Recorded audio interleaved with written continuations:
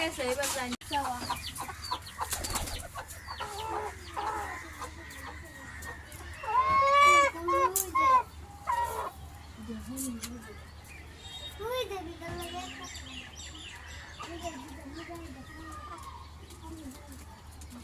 আমার সরকার মুরগি পরামর্শ করছে উঠে জি টুরে যাবে।